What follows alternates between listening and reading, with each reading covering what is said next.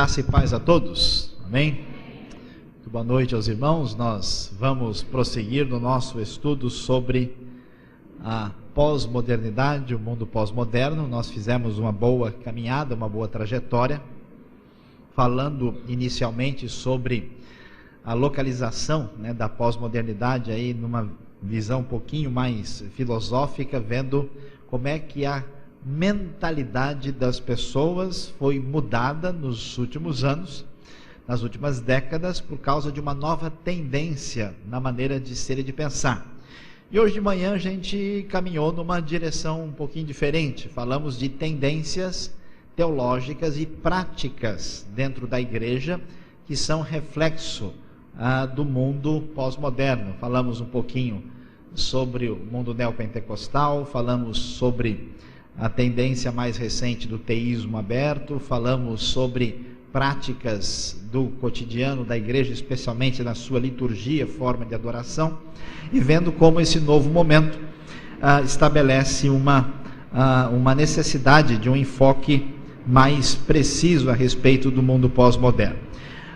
Hoje à noite nós vamos aí fazer uma avaliação inicialmente mais bíblica dessa questão, para então partir para uma postura mais prática, porque estamos encerrando nesta parte da noite a nossa reflexão sobre a pós-modernidade.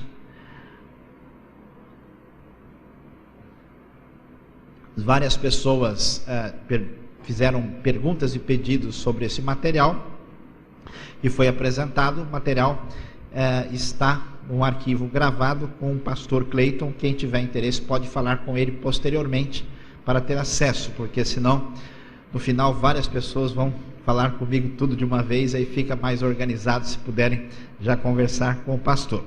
Então vamos lá. Quando nós pensamos em termos de mundo pós-moderno, parece que estamos aqui falando de uma coisa totalmente nova, numa surpresa muito grande que atingiu a igreja de hoje e que não tem nada semelhante a isso na história do cristianismo. Na verdade, não é bem assim. Essa questão de enfrentar uma novidade e lidar com isso existe desde o começo, desde o Novo Testamento.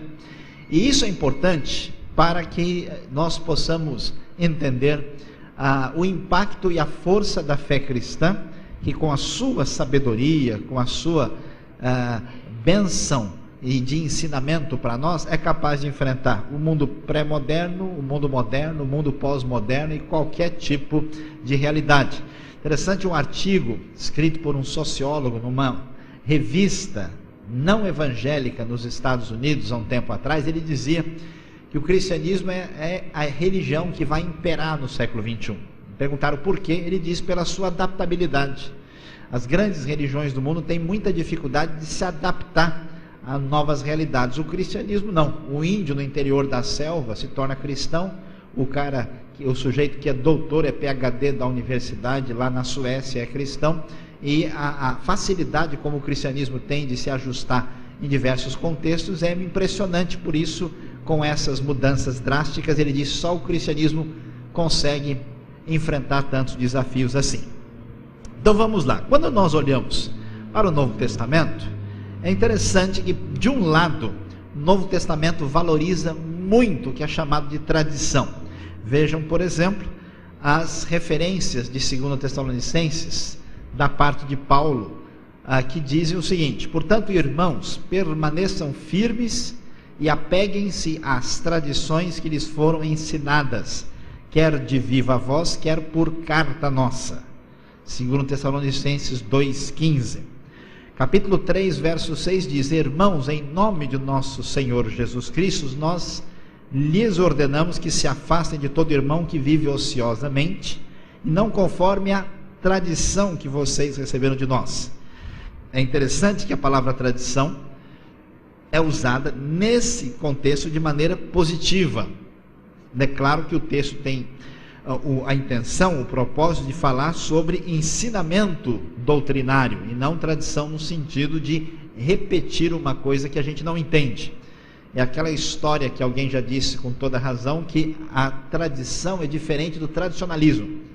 Dizem que a tradição é a fé viva dos que já morreram, e o tradicionalismo é a fé morta dos que ainda vivem. Então é uma coisa bem diferente, porque quando uma pessoa repete um negócio e ele não sabe por que ele faz isso, então a coisa é meio complicada. Igual aquela história do sujeito que se casou, né? E recém-casado, quando a esposa foi lá preparar comida, terminou, ela fez uma sobremesa e ela fez uma espécie de rocambole. Ela cortou a ponta do rocambole e deixou lá na pia e trouxe para comer. Aí ele achou estranho aquilo, né? Será que deixou para o santo? Que negócio é esse, né? E coisa esquisita. Chegou no outro dia, ela fez a mesma coisa. E aí ela perguntou: escuta, por que toda vez que você faz um bolo, né, um rocambole, você corta um pedaço e deixa lá? Aí ela falou: sabe que eu não sei? Eu sempre fiz isso porque minha mãe sempre fez isso. Aí ela foi e ligou para a mãe, para saber por que a mãe tinha esse costume. A mãe parou, pensou, falou: sabe que eu também não sei? Eu sempre fiz isso e, na verdade, eu estou pensando aqui, sabe quem me ensinou isso? Foi a vovó, a sua avó que fazia isso, e eu sempre fiz porque ela sempre fez assim. Aí finalmente foram atrás da avó para resolver o tremendo dilema, afinal de contas, por que isso acontecia. Perguntaram então para a avó o que ela fazia. Ela falou: não, o problema é que quando eu era nova, quando eu casei, eu tinha 20 anos de idade, né? Era muito pobrezinha, tinha só uma forma pequena, direitinho, assim, para a gente poder servir na mesa. E aí, toda vez que fazia o bolo, não cabia, então a gente cortava um pedaço, deixava de fora e colocava para poder servir. E então, né, aquela coisa foi se repetindo de geração em geração e ninguém mais nem entendia por que se fazia aquilo. Então é o mesmo problema que muita gente enfrenta. Mas Paulo aqui quer falar de tradição no bom sentido, ou seja, o ensinamento bíblico que nós temos de valorizar, do qual nós não podemos abrir mão. Ao mesmo tempo, é interessante observar que o Novo Testamento, que o ensino do Novo Testamento, que é tão firmemente voltado para a tradição, também rompe totalmente com diversos elementos que são considerados tradição. Quer ver que coisa interessante? O cristianismo do Novo Testamento sempre escandalizou muita gente. Ele abre os braços para os grupos sociais e religiosos rejeitados e excluídos do judaísmo tradicional. Entre eles tínhamos os publicanos, que eram os cobradores de impostos que trabalhavam para o governo romano, as prostitutas, os eunucos, os gentios, samaritanos, mulheres e pobres. Especialmente Lucas é assim, especialista em mostrar como essa turma toda, que era considerado gente da segunda divisão, assim, né? Como é que eles eram aceitos por Deus. Nós não temos ideia do que acontece no Novo Testamento. Talvez se nós estivéssemos lá vendo o que Jesus fazia, a gente mesmo ia ficar preocupado com o que estava acontecendo. Imagine você, Jesus vai à casa de Simão, um fariseu, para fazer uma conferência teológica. Eles vão discutir, né, sobre questões teológicas importantes, e ele vai lá, a mesa, né, é uma mesa baixa, Jesus senta ali no chão, se inclina, põe o pé para trás, o pé dele está sujo, porque o pé de quem anda na Palestina cheio de poeira está empoeirado. O Simão não fez nada direito no sentido de receber Jesus e limpar os seus pés. De repente entra uma mulher, que é reconhecidamente uma mulher das esquinas da rua. Provavelmente ela entrou na casa porque nenhum fariseu tinha coragem de chegar perto dela para impedir, para não tocar, para não se deixar contaminar. Essa mulher vem e começa a chorar nos pés de Jesus. Jesus não faz nada. Imagina uma cena dessa, né? Jesus não faz nada. Se eu tivesse no lugar de Jesus, eu falei: ó, se dá licença, agora eu não posso atender. Está aqui o meu cartão, né, o meu e-mail, né? A gente pode conversar num outro horário, marca um horário lá no gabinete, né, de preferência com a presença de algumas irmãs de oração do lado, e você não faça isso porque é feio, vai pegar mal, né? O que eu posso fazer? Mas Jesus não se incomoda com isso. A mulher chora nos seus pés, ela tira o perfume, que é o seu instrumento de trabalho, por incrível que pareça, joga ali, e ela mistura o cabelo com o pé de Jesus cheio de poeira. Talvez tenha feito até reflexo, não sei, né, quando essa mistura assim tão diferente, né?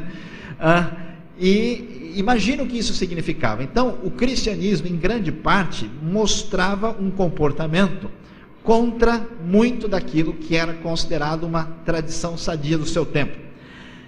Ao mesmo tempo, nós vamos encontrar Paulo com uma atitude que chama atenção. Paulo apresenta uma diversidade de abordagens na sua obra missionária. Ele, por exemplo, quando está em Atenas, ele é muito diferente do Paulo que está em Tessalônica, lá em Atos 17. Em Tessalônica, ele tem um ambiente diferente de Atenas. Ele encontra um ambiente mais judaico e no outro ele encontra um ambiente mais gentílico, mais grego. Ele é de fato judeu para os judeus e sem lei para quem não está debaixo da lei. E eu fico muito impressionado com isso pela seguinte razão: nós vamos descobrir como é que Paulo, sendo alguém criado na tradição judaica mais ferrenha, como nós sabemos da expressão bíblica que ele era fariseu de fariseus, como é que Paulo conseguiu ter um jogo de cintura desse, de se adaptar a situações diferentes e de agir diferente em contextos diferentes? Meus amados irmãos, é interessante como é que a gente vê que certas pessoas não têm embreagem, não conseguem mudar de marcha. É a mesma casa, o mesmo banco, o mesmo jardim, tudo é igual, né? Não são capazes de perceber circunstâncias diferentes. Eles sacralizam métodos, coisas secundárias, e não valorizam o que é essencial. O Novo Testamento tem uma proposta diferente. A essência, o conteúdo do Evangelho não pode ser mudado. Não se abre mão. A forma sempre é relativa e é secundária. E as pessoas parecem valorizar mais o que é secundário do que o que é essencial. Veja só, a adaptação de Paulo a novas situações é surpreendente. Em Éfeso, em Atos 19, de 8 a 10, onde ele teve o seu ministério mais longo, ele deixou a sinagoga e abriu uma igreja numa escola, com facilidade muitas vezes rara atualmente. É muito impressionante. Paulo foi criado como judeu religioso. Você sabe que um judeu religioso, um ortodoxo hoje, ele mais ou menos reza 14 horas por dia.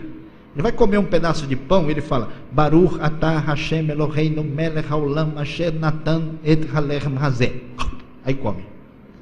Cada coisa que o sujeito vai dizer, vai fazer, ele tem que dizer uma brachá. É uma coisa impressionante. Um dia eu encontrei um judeu religioso ortodoxo que se tornou messiânico, acreditou em Jesus, e eu fui almoçar com ele. Quase não consigo almoçar, porque chegamos lá, na hora de... chegou o suco, pronto, o homem... e olha que eu ainda consegui acompanhar o que estava acontecendo. Imagine uma pessoa que não sabe para que lado vai. Eu falei: o cara vai sair correndo, né? Daqui a pouco, outra coisa, eu sei que o almoço, que era para meia hora, quase demora 2, metade do tempo foi rezando. Aí quando eu achei que a coisa já estava tranquila, chegou no final, estava já indo embora, ele falou: não, peraí que eu tenho mais uma bênção para dizer. Eu falei: mas o que? Não chegou mais nada, já acabou. Não, agora vamos agradecer e vamos fazer uma bênção pela comida que nós não comemos, o que ficou. Aí começou tudo de novo. Então imagina uma pessoa criada numa tradição, numa espécie de ambiente desse. Como é que Paulo, com a graça bendita do Evangelho, adquiriu a capacidade de saber: se eu estou no meio dos gentios, eu vou agir com uma metodologia. Se eu estou no meio dos judeus, eu ajo de outra maneira. Paulo, que sempre acostumou desde pequeno, que ele precisava ir na sinagoga, ler a Torá, seguir certos rituais, quando ele percebeu que em Éfeso a sinagoga não dava certo, Paulo teve jogo de cintura suficiente para começar o trabalho da igreja na escola de tirano, como diz a Bíblia. E é bom você ir tirando lições para a sua vida e aprendendo desse assunto, porque isso é muito importante. Aí, o que a gente vai descobrir? Uma coisa interessantíssima, que os irmãos podem guardar no segredo no coração e compartilhar com a torcida do Corinthians e do Flamengo, né, para dizer sobre o assunto. O cristianismo traz consigo uma tensão de forças. Por um lado, ele é essencialmente conservador, apelando para as tradições originais como fonte de legitimidade. A verdade, a doutrina, aquilo que Deus nos mostrou sobre Cristo, a salvação, não se abre mão de jeito nenhum. Nunca o cristianismo negocia o que são ali as pedras fundamentais da fé. Por outro lado, o cristianismo é a única religião verdadeiramente liberal desse mundo, rompendo com determinadas tradições religiosas estabelecidas. Tudo que é secundário, tudo que é negociável, tudo que não é fundamental e essencial, o cristianismo simplesmente tem facilidade de adaptação. Por isso que o cristianismo teve tanto impacto no mundo do Novo Testamento, porque havia um cristianismo que fazia sentido para os judeus, para os gregos, para os bárbaros, para os citas, para todo tipo de gente, com adaptabilidade total. O simples fato de se poder traduzir a Bíblia para a língua das pessoas que estavam recebendo o Evangelho mostra a tremenda capacidade de adaptação do cristianismo. Por isso, a gente deve entender aqui uma verdade importante. O mundo da pós-modernidade é um mundo que nos desafia a mudanças, a um redimensionamento da nossa maneira de ser e de pensar. E esse redimensionamento é necessário porque senão nós vamos ter problemas no nosso desenvolvimento e crescimento. A coisa não vai funcionar direito. Quer ver? Olha aí, nós temos uma figura de uma tartaruga que ficou presa numa situação que não deu muito certo. Colocaram um cinto, apertando para que a coisa funcionasse de uma certa maneira, e isso não funcionou direito. Aí nós vemos a tartaruga sendo prejudicada. Então preste atenção, assim como existe um erro muito sério em negociar os ensinamentos fundamentais da fé, que nós tentamos focalizar isso na abordagem teológica hoje de manhã, da mesma maneira existe um erro muito grande em não redefinir a nossa metodologia de trabalho em função dos desafios dos novos tempos. Eu fiquei e ainda fico impressionado com a realidade de grupos cristãos, igrejas que estão morrendo, não porque são fiéis à palavra de Deus, mas são fiéis a um jeito de ser do século XVI, do século XVII, do século XVIII, que não tem nada a ver com a realidade contemporânea e não conseguem mais comunicar o Evangelho para ninguém. É tão importante defender a verdade como ter a flexibilidade metodológica de trabalho cristão, como foi o caso do apóstolo Paulo. Diante disso, nós vamos começar aqui a observar agora alguns detalhes importantes sobre as mudanças do nosso tempo e qual é o valor dessas mudanças para a nossa realidade. Nós falamos mais de maneira filosófica ontem. Hoje à noite vamos focalizar algumas questões, principalmente de natureza sociológica, que precisam ser consideradas. Que mundo é esse em onde estamos vivendo? Primeira coisa importante para ser observada: o nosso mundo não é apenas pós-moderno filosoficamente. As mudanças dessa pós-modernidade são acompanhadas de vários pacotes extras das mudanças sociais que estamos enfrentando. A primeira delas, que tem a ver muito com a nossa realidade pós-moderna, é o impacto da mídia e da globalização. O que quer dizer isso? Quer dizer que a realidade da cabeça das pessoas é cada vez mais determinada por aquilo que é estabelecido como paradigma pela própria mídia. Isso se torna inconsciente. A mídia tem uma linguagem, tem uma espécie de foco muito semelhante no mundo todo, até porque ela é bastante centralizada, Você viaja para o mundo todo, você vê os mesmos filmes de Hollywood no Japão, na Alemanha, em Portugal, na Inglaterra, no México, nos Estados Unidos, no Brasil, em qualquer lugar. É a mesma coisa em toda parte. Os mesmos lançamentos são chamados lançamentos globais. De modo que é muito impressionante descobrir uma realidade surpreendente. Aquilo que alguns estudiosos têm dito. O que existe em comum entre um adolescente de Fortaleza, de Nova York, de Berlim, de Tóquio, do Cairo, eles têm mais coisas em comum entre eles do que entre eles e os seus pais. Tal é a força e o impacto da mídia e dos meios de comunicação hoje. Nós vivemos numa espécie de aldeia global, onde todo mundo quer vestir a mesma roupa, todo mundo bebe a mesma bebida, que eu não vou dizer o nome, senão os irmãos vão ficar chateados, Todo mundo faz a mesma coisa, a mesma casa, o mesmo banco, o mesmo jardim, tudo é igual, e eu estou triste porque eu não sei até quando isso não terá fim. Todo mundo tem o direito de ser idêntico. As pessoas perderam até a sua personalidade, eles são Todo mundo tem direito de copiar os outros, né? A cabeça das pessoas parece que parou de pensar. Esse impacto é surpreendente. O gosto das pessoas é determinado até pela lógica de formação do mercado. A nossa cultura, antes, no mundo moderno, era a cultura da linguagem escrita, falada e linear, né? O raciocínio linear. A nossa cultura hoje mudou para ser uma cultura da imagem. É interessante, toda parte, né, você vê explosão de imagens, é outdoor, é foto, né, é internet, você vê uma sobreposição de imagens por toda parte. Alguns estudiosos acham que isso é até muito violento, porque quando você escuta uma poesia, quando você lê um livro, né, você tem tempo para respirar e para reagir, né? Então a sua imaginação funciona de uma maneira mais impactante.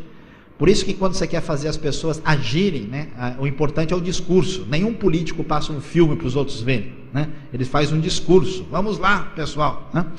Então quando você ouve, olha, as ondas azuis que estavam naquele pedaço de mar batiam na praia que combinava com o clarão da lua, você vai imaginando tudo. Quando você vê um filme, você não imagina nada, tudo é pronto. É muito forte, ele cerca, sua imaginação tende a zero, o pacote é completo. Você é quase que dominado pela espécie de violência da imagem. Essa é a nossa cultura. E quais são os valores vendidos por essa cultura? Felicidade, riqueza e juventude, né? Então as pessoas, por exemplo, estão o tempo todo querendo ser felizes. Mas será que a gente deveria ser feliz o tempo todo? Será que isso que é o adequado? Nós temos uma ideologia da propaganda. A propaganda sempre aparece uma pessoa assim, jovem, né, sarada, feliz, sorridente, como um paradigma. Mas isso é de fato a vida? Se algumas pessoas fossem passar umas 2 horas lá no hospital dos defeitos da face em São Paulo, talvez não acreditassem tanto assim nas propagandas. Mas a ideia é essa, né? Por isso que as pessoas às vezes vão para a igreja, vão buscar Deus, não porque querem saber o que Deus tem a dizer, mas para se sentir mais feliz. Está calminho agora? Agora estou, né? É uma espécie de desejo de acalmar a ansiedade e ter uma felicidade ainda que superficial, né? As pessoas acreditam que se elas juntarem um monte de bugiganga em casa, existem esses lugares grandes que são chamados de shopping center, que vende um monte de coisa que ninguém precisa, e que se a gente junta um monte dessas tranqueiras em nossa casa, a gente é mais feliz e é mais gente que os outros. Mas a Bíblia vai dizer que isso simplesmente não é verdade. E as pessoas estão obcecadas por serem jovens o tempo todo. Forever young, I wanna be forever young, né? Mas isso não é verdade. Os irmãos talvez não estão sabendo aqui em Fortaleza, mas eu preciso avisar que todo mundo vai ficar mais velho a cada dia que passa.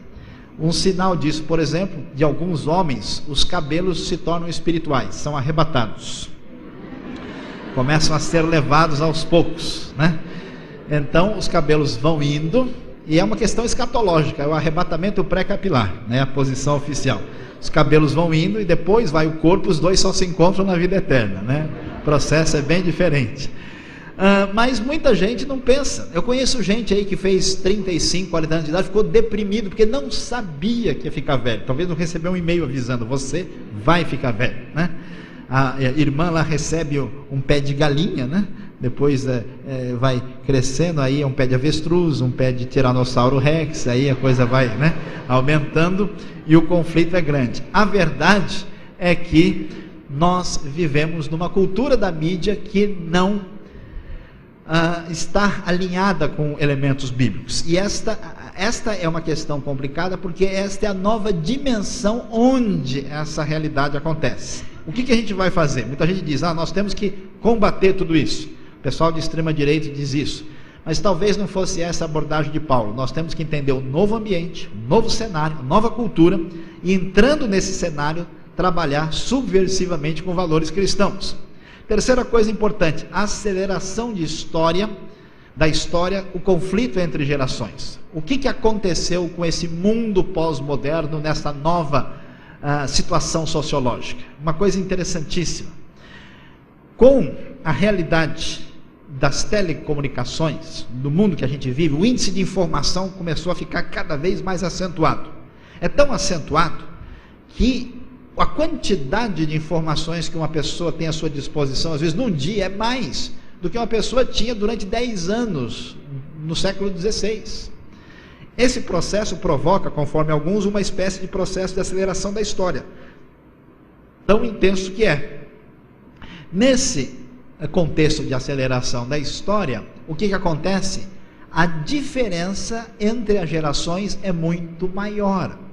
Ou seja, em 1950, ou melhor, 1920, uma pessoa que encontrasse alguém de 1880, ele conseguiria se entender muito mais facilmente com aquela pessoa do que alguém conversando com uma pessoa de 5 anos atrás hoje. A coisa é tão rápida hoje que nem a pessoa não se entende direito depois de um tempo. Ele levanta assim, né? Quem sou eu? O que eu estou fazendo aqui? Socorro, pare o mundo que eu quero descer. As próprias pessoas não aguentam a velocidade das mudanças, dos ritmos frenéticos dos dias de hoje. Sabe quando é que eu descobri isso de maneira prática? Quando eu encontrei um rapaz que trabalhava com adolescentes na igreja. Ele tinha 21 anos de idade. Aí ele começou a falar que estava mexendo com o pessoal de 14 anos, de 15, e de repente ele me soltou uma frase que me deixou assustado. Pastor, olha, eu vou dizer uma coisa para o senhor. No meu tempo não era assim. Quando um rapaz de 21 anos de idade diz que no tempo dele não era assim, você fala, assim não vale, não brinco mais.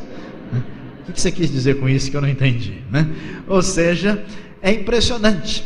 O que isso causa? Causa uma coisa interessante que é chamado de neotribalismo social.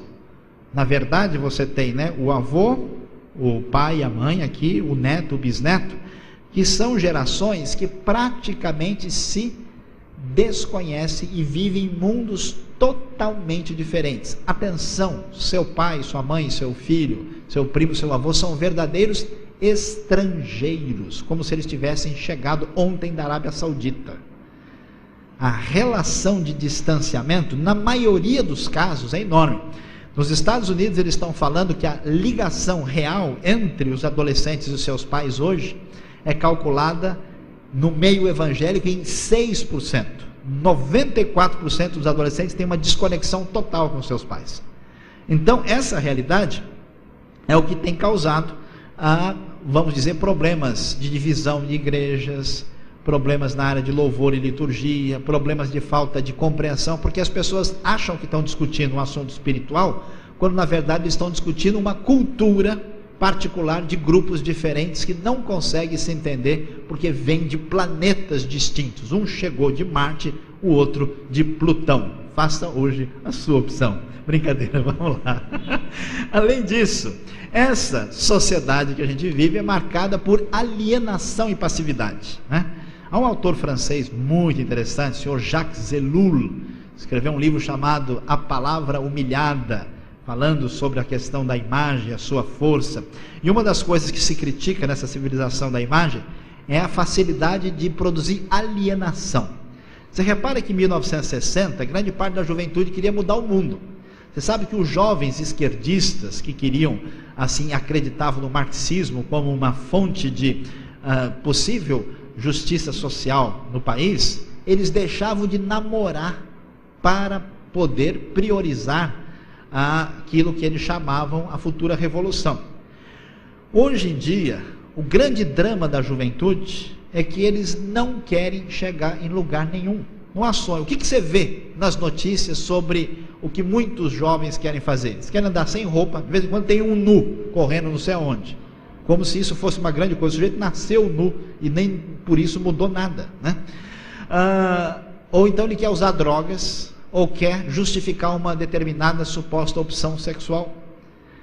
Tem pouca gente, né? A sociedade parece que está narcotizada, alienada, não tem desejo, ela está inserida num processo de consumismo e de presa de todo esse sistema que leva a pessoa a assistir filme, novela e não sei o que, e não pensar na vida. Vive naquele universo paralelo de Jean Baudrillard, nós falamos ontem. E, portanto, é uma geração alienada e passiva que simplesmente não tem ideologia, como dizia o antigo cantor Cazuza, que representa grande parte dessa geração com pouca esperança.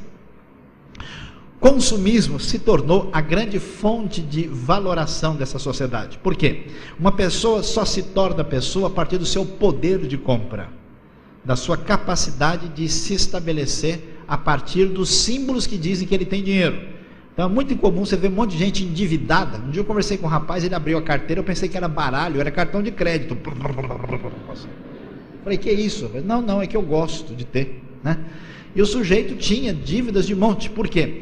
Comprar não é só gastar. Comprar é um ato quase que religioso. A pessoa compra nos certos lugares, ele compra, ele faz parte de um ritual psicológico até. Você sabe que um shopping center, de certa forma, ele até lembra um templo pagão. Tem uns estudos interessantíssimos de como o ato de a compra é quase um ato de veneração. Tanto é que as pessoas chegam nas vitrines e é um show de vogais, né, com pontos de exclamação do lado. Aí acaba o dinheiro, e agora, né? Então, o consumismo é um referencial de valoração. A pessoa é alguma coisa a partir do seu poder de compra e o que ele mostra.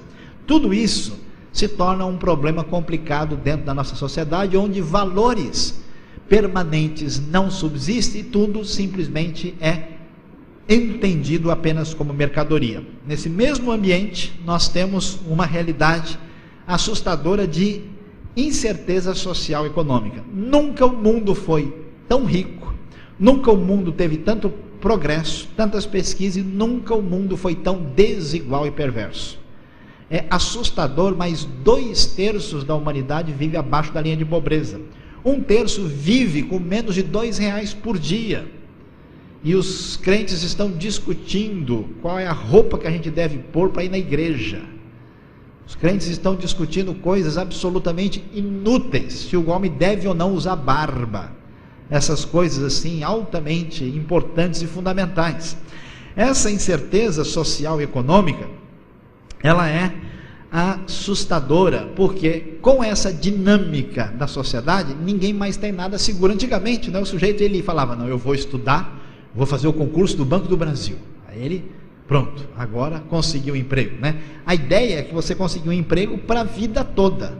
No mundo de hoje, né, o mundo de mudanças, você precisa estar o tempo todo olhando, correndo atrás, que nada garante. Algumas coisas, naturalmente, vão ter uma certa permanência, mas nunca houve tanta incerteza. E agora mesmo, por exemplo, o que aconteceu nos últimos 20 dias, né? No mercado mundial desapareceram 3 trilhões de dólares. Como é que pode isso? O que aconteceu? Ninguém entende, né? Esse dinheiro estava lá, ou nunca esteve, ou contava com uma coisa que não era. Uma confusão tremenda. E uma realidade ainda mais triste, porque essa confusão deve piorar situações de lugares pobres como África, lugares pobres da América Latina e até mesmo da própria Ásia. Uma realidade diferente, envelhecimento da população. Um pastor conhecido de um amigo meu entrou em crise total. Ele nunca imaginou isso. Ele foi chamado para ser pastor numa pequena cidade no interior do Rio Grande do Sul. Falou, opa! Eu vou lá, Rio Grande do Sul, um lugar bom, ouvi dizer que tem um nível de vida agradável, um lugar tranquilo, não tem confusão de grande cidade, vou lá e vou com todo vapor. Chegou lá, foi para a igreja, mais de metade da igreja tinha mais de 60 anos. E agora? Não tinha mais projeto missionário para fazer. O que ele ia fazer com esse pessoal? Levar para onde? Para fazer o quê? Aí ele começou a pregar mais sobre o céu, sobre o galardão celestial, a vida eterna, né? Mudou todo o pensamento dele. Ele achou, né? Ele nunca imaginou que houvesse uma cidade no Brasil praticamente só de pessoas aposentadas. E a realidade brasileira hoje tende a crescer nessa direção, e talvez a igreja não está pensando nisso hoje. Daqui mais uns anos, a maioria dos membros de igreja possivelmente serão pessoas de idade mais avançada. Não sei se a gente pensa. Talvez aqueles mais adultos que são muito duros com os jovens, eles talvez não fossem tão duros se eles pensassem nessa realidade. Ou se eles vissem o que eu vi na América do Norte, de igreja com 7 velhinhos, fazendo suas últimas reuniões para esperar morrer e vender a igreja, porque não ficou mais ninguém por causa da intransigência dessas pessoas que não entenderam o impacto da nova geração que vinha chegando. Meus queridos, família em crise. Antigamente era papai, mamãe e filhinho. Hoje em dia ninguém consegue entender a família. Um dia uma senhora chegou para mim na igreja e falou: pastor, eu quero me batizar. Amém, graças a Deus. Mas antes eu quero explicar a minha situação para o senhor. Pois não, pode explicar. Não, é o seguinte, que eu fui casada muitos anos atrás, quando eu tinha 20 anos, eu casei com o João. Aí o João, um belo dia, a gente tinha 1 ano de casado, né? Ele foi fazer uma viagem, ele está viajando até hoje. Nunca mais, eu não sei nem se ele está vivo. Ele sumiu, eu fiquei sozinho e nasceu aqui o menino, o Pedrinho, né? Então esse aqui é o filho do João. Aí depois eu fiquei nessa situação, não sabia de nada, eu fiquei perdido, aí eu passei um tempo que eu morei com outro rapaz, tal, que era o Zé, e aí nasceu o menino aqui, e esse Zé, como não era marido mesmo, não quis saber de nada, ele ficou um tempo, depois ele arrumou outra pessoa e foi embora. Aí até que eu conheci aqui, né, o Manuel. E aí eu casei com o Manuel, e agora sim, nós estamos firmes, estamos preparando a papelada aí, e esse outro aqui é o filho. Então quase que eu fiz x tal que x pertence a r, x maior ou igual a zero, porque o cosseno da hipotenusa é igual aqui, né, as coordenadas, a abscissa. Quase que eu precisei de uma equação para entender o que estava acontecendo, né? Porque a realidade é completamente diferente do que se imaginava tempos atrás. A igreja precisa entender a realidade do mundo que não está previsto na nossa formação histórica. Um mundo sem estrutura familiar, com estrutura familiar totalmente bagunçada e diversificada, numa situação muito complexa que exige de nós uma atenção especial, um enfoque diferente. Prosseguindo, na verdade acabou repetindo alienação e passividade aqui. Família em crise também. A rejeição do autoritarismo. O que significa rejeição do autoritarismo? A realidade antiga da nossa convivência da modernidade, o bom líder era o sujeito autoritário. Nós falamos um pouco sobre liderança ontem.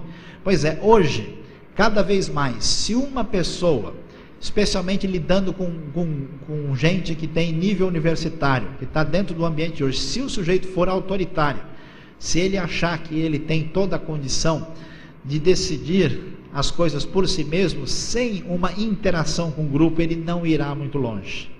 Mesmo esses grupos hoje que ainda atuam com as parcelas mais simples da população, depois de um tempo isso acaba entrando em crise. Hoje há uma rejeição, uma crítica forte ao autoritarismo que foi a marca de décadas atrás.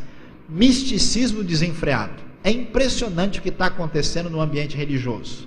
As pessoas acreditam em tudo, em qualquer negócio. Os irmãos já viram, tem certeza, que já tem até um Jesus brasileiro. O sujeito chega lá, ó Pai amado, né, e faz as suas elucubrações, mas isso não é o que surpreende. O que surpreende é o fato desse homem ter conseguido seguidores em 27 países. É um monte de gente que acredita nele. Eu vi uma reportagem onde havia gente com curso superior afirmando que acreditava que o determinado sujeito era assim, assim, assim. Nós iniciamos um projeto em São Paulo de iniciar uma igreja nova no prédio do World Trade Center de São Paulo. Assim como caiu de Nova York, o nosso ainda está de pé, apesar de ficar perto do aeroporto.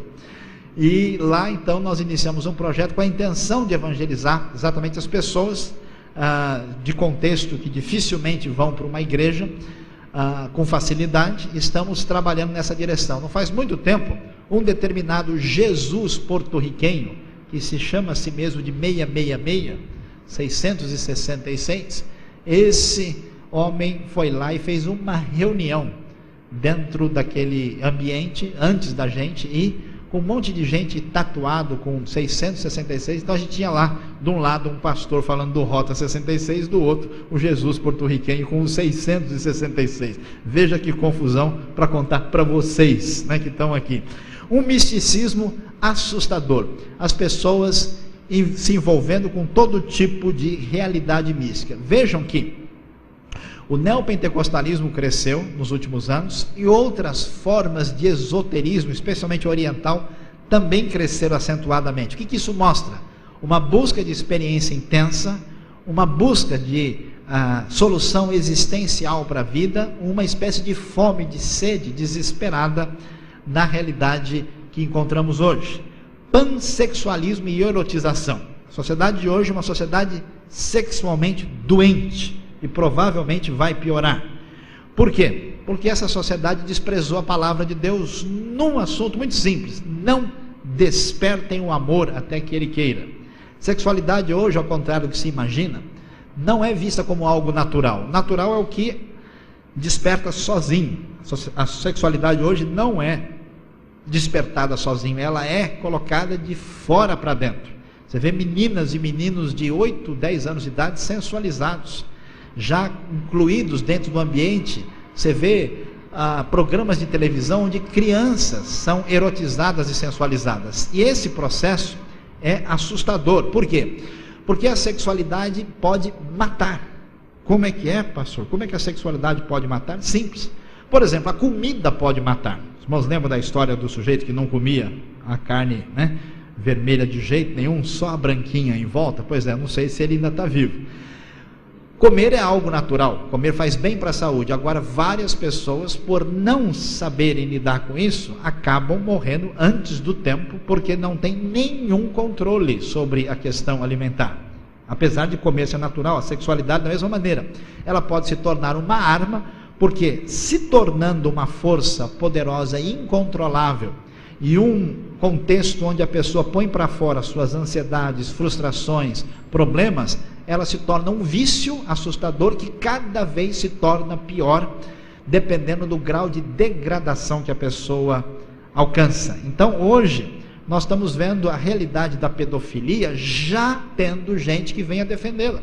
Até que nível de maldade o ser humano pode chegar? Cada grau de decadência e de anormalidade, de vício ligado à sexualidade tem sido ardorosamente defendido pela sociedade, pela mídia dominante. E eu imagino que não demora muito tempo, que até hoje, aquilo que hoje é considerado um absurdo, que é pedofilia, daqui a pouco tem gente dizendo: não, mas não é bem assim, porque depende, tem que entender o contexto, a pessoa não tem culpa, foi o passarinho que estava do lado que deixou ele irritado, e várias justificativas vão ser apresentadas. Nós vivemos nesse ambiente pansexual, erotizado, tudo envolve a sexualidade, até como uma mola propulsora do mercado. É um ambiente terrível que a realidade da igreja tem que enfrentar, não apenas com mera condenação e moralismo, mas sabendo atingir as pessoas com a palavra de Deus e com a cura que só o Evangelho pode trazer. Esse mundo tem uma tensão entre perspectivas absolutas e movimentos extremistas. Interessante isso, porque a mídia tem uma linguagem única, ela vem com toda a força, com todo impacto, vendendo essa ideologia, e isso provoca o quê? Reação. Então você tem tido o quê? Crescimento de islamismo fundamentalista, crescimento até de grupos cristãos extremistas, né? Crescimento de grupos de extrema direita, neonazistas na Europa, movimentos extremos, quer dizer, tudo isso como uma espécie de barril de pólvora, né? De reação a essa linguagem dominante que se traduz num mundo aí cheio de conflitos, de confusão e de complicação. E um mundo marcado por urbanização e migração. Não sei se a gente sabe disso, mas hoje mais de 1/3 da humanidade é imigrante. A grande parte das pessoas mora longe do lugar onde nasceu. Esse fluxo é interessante. Hoje nós temos aí mais ou menos uns 3 milhões de brasileiros que moram fora do Brasil. O Brasil deve ter pelo menos 1 milhão de estrangeiros. É muito impressionante a movimentação das pessoas hoje, que traz um contexto que nunca houve algo dessa maneira. Sabe de uma coisa interessante? Quando uma pessoa muda de lugar, ela está pelo menos 4 vezes mais aberta a ouvir o Evangelho do que quando ela está no ambiente que lhe pertence. Interessante, vocês irmãos sabem que na região de São Paulo tem muitos brasileiros de origem japonesa. Temos um bairro da Liberdade lá que você encontra mais coisa escrita em japonês do que em português. E nós temos na cidade aí, talvez uns 500 mil descendentes de japoneses. No estado de São Paulo, com o Paraná, deve ter cerca de 1 milhão, no Brasil todo cerca de 1,5 milhão. E é muito difícil a conversão de pessoas de origem Nikkei. Eles são bem resistentes, reservados, é mais complicado o processo. Mas o que chama atenção, quando você vai para o Japão, o índice de convertidos entre os brasileiros que voltaram para lá e estão atuando no novo ambiente é 4, 5 vezes maior. Então é importante a igreja perceber essa realidade. Por exemplo, igrejas costumam conseguir crescer com impacto em lugares onde surgem bairros novos. Pessoas em fase de transição estão mais dispostas a buscar alguma orientação para a sua vida. Então esse ambiente é o ambiente que nós estamos vivendo. Isso é tão importante porque a igreja, quando foi moldada na modernidade, ela foi moldada de que jeito? Foi moldada para ser uma igreja do interior dos Estados Unidos, em 1800 e pouco, para uma comunidade rural de pessoas que viviam num ambiente que não é a realidade de hoje. E por isso nós temos que perceber essa realidade.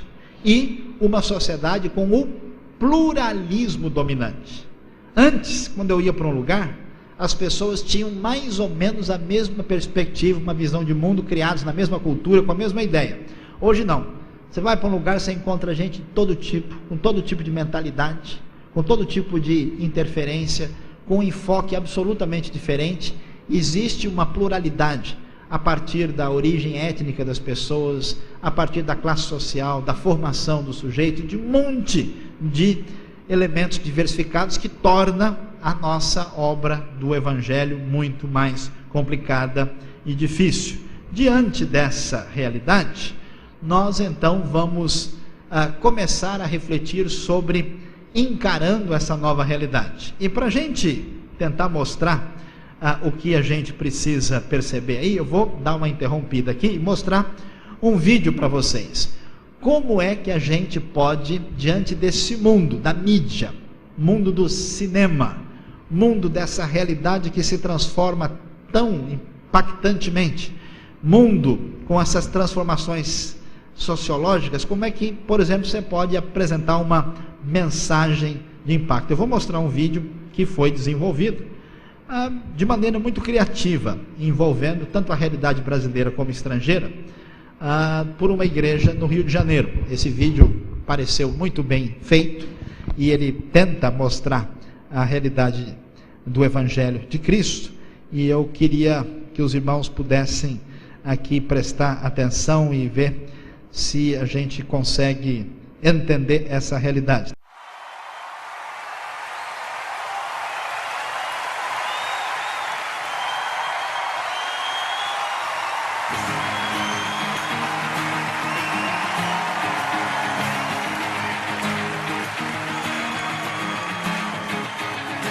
Better than the riches of this world, and better than the sound of my friends' voices, better than the biggest dreams in my heart, and that's just the start.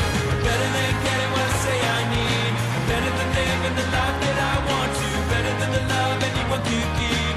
Your love is, you hold me now in your arms and never let me go.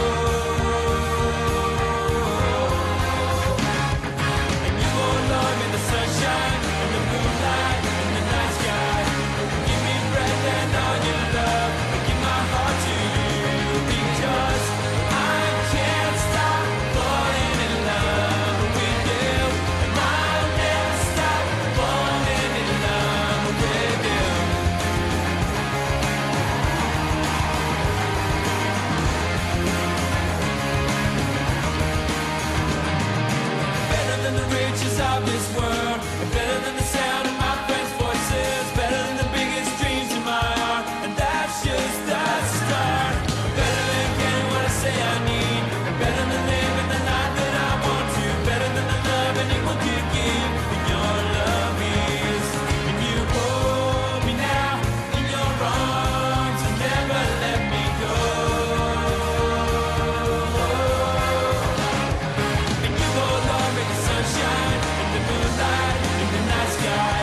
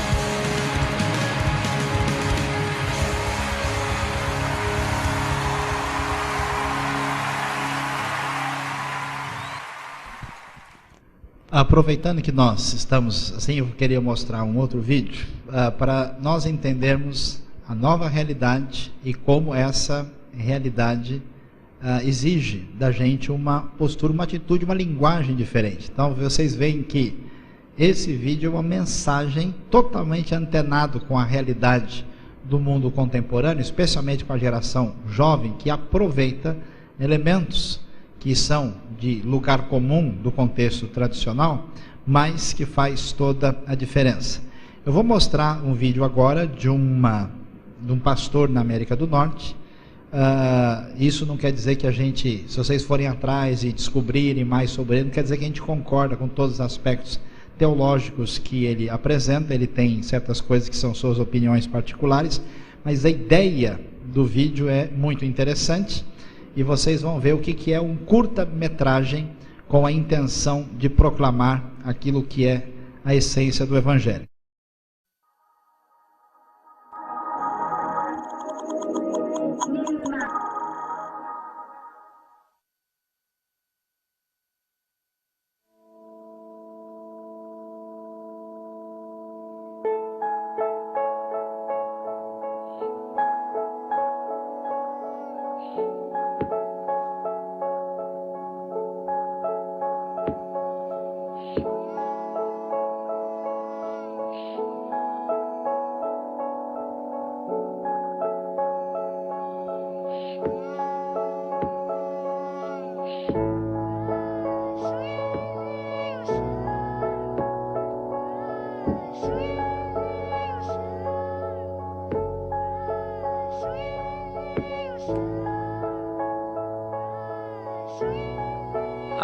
On my kitchen table, we have this metal tin bowl receptacle thing where we keep all those things that don't seem to go anywhere else. Do you have one of these places in your house? It's maybe a shelf or a drawer. It's that place where you put all those possessions that just have no home. It's where they end up. And so at any one time, you know, it's got like a shoelace and it's got a key to you have no idea what, and you know, maybe some rubber cement and a stick of dynamite or something. I don't know.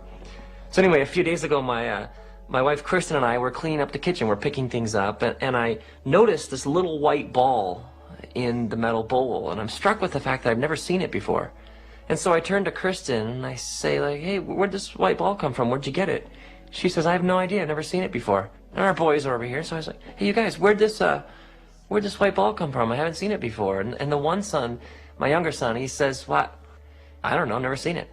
And my older son says, it's just the strangest thing. I don't know where it came from. Do you know where it came from? And then he like keeps going in the same voice. He's like, it's just the strangest thing. I mean, this little white ball, it appeared out of nowhere. Who knows where it came from? And Kristen and I look at each other and we have this look between us like, do you know who this boy is? I mean, for a few brief moments, he's some other kid, and he just keeps going with these bizarre gestures. It's like he's been possessed by the spirit of Urkel or something. I mean, for a few brief moments, he's this other boy, you know, I don't know where it came from. But I mean, it's just like it's just a little white ball, and it's, Kristen and I look at each other like, it's just not that big of a deal.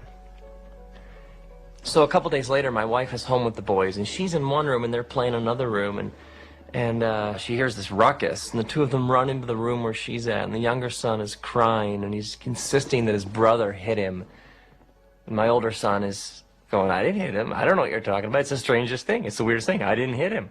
And he's going on, and the younger one with tears streaming down his face is going, no, he hit me. And my older son is going, no, I don't know what you're talking about. It's the strangest thing. It's the weirdest thing. And then Kristen just says to him, kind of like you don't know where the white ball came from? And he just freezes. Like the technical legal word here is busted. You know that moment, like when your junk catches up to you? It's like maybe not that day, maybe not the next day, maybe not for a while, but given enough time, it always finds us. Like there's this great phrase, wherever you go, there you are. It's written in the Bible in the book of Galatians, like, don't be misled. No one makes a fool out of God. Whatever we plant, we'll end up harvesting. It's like one way or another, given enough time, our sins find us out. It always catches up with us, doesn't it? So my boy stands there in front of his mom, frozen. And then he turns and runs upstairs.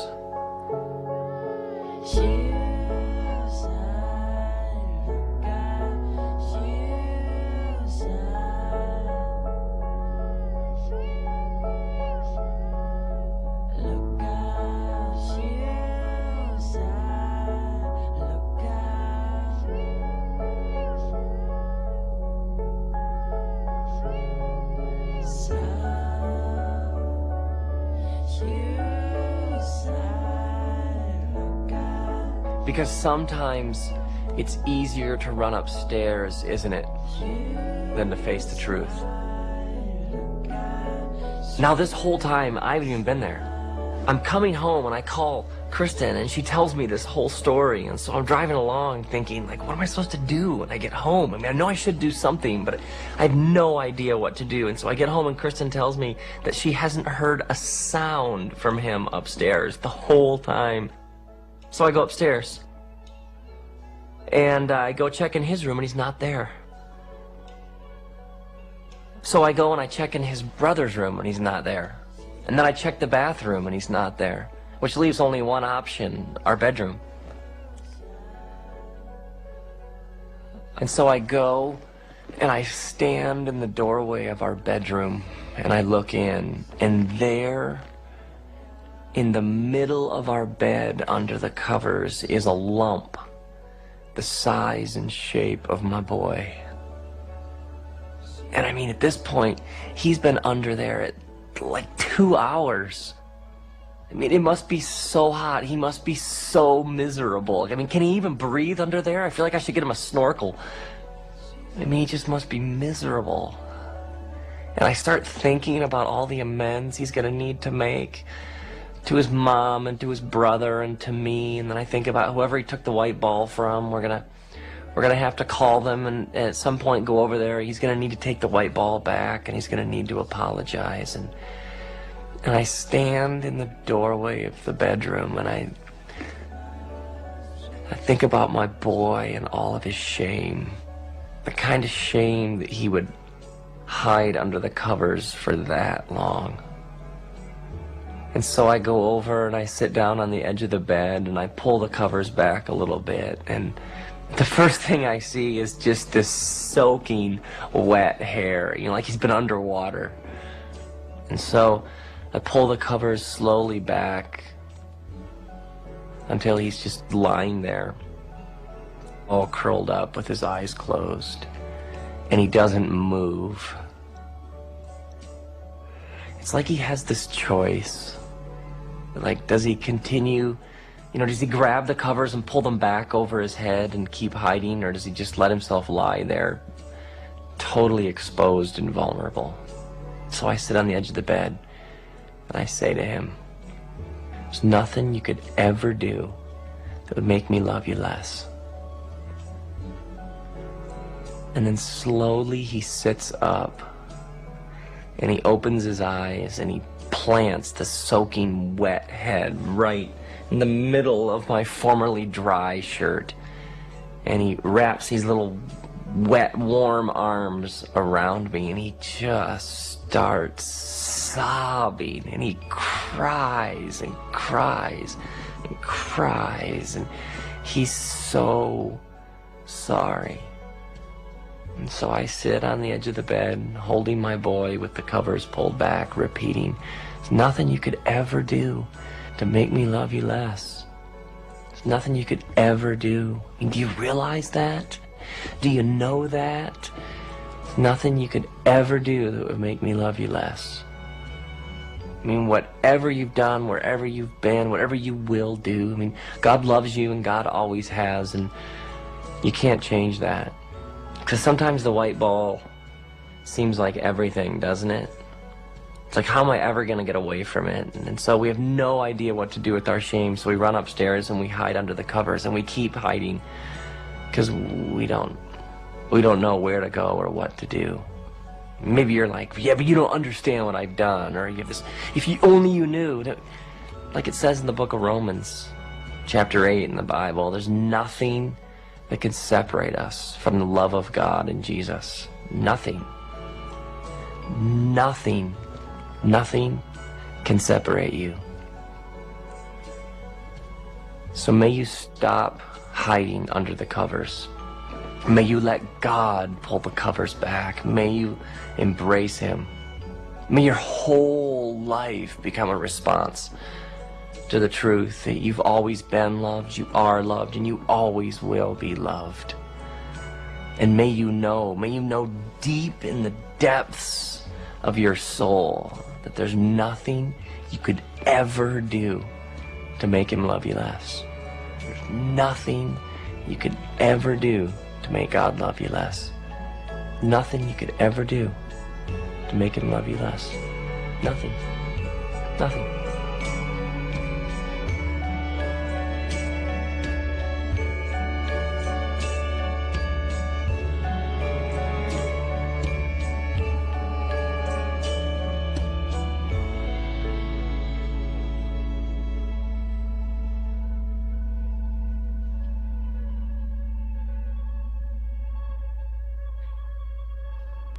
Temos aí uma lição interessante, feito num filme de curta-metragem para mostrar o que significa o amor de Deus, o perdão e a graça de Deus. Então, vejam, essa é uma realidade pós-moderna confrontada pela realidade do Evangelho de maneira ligada à própria pós-modernidade.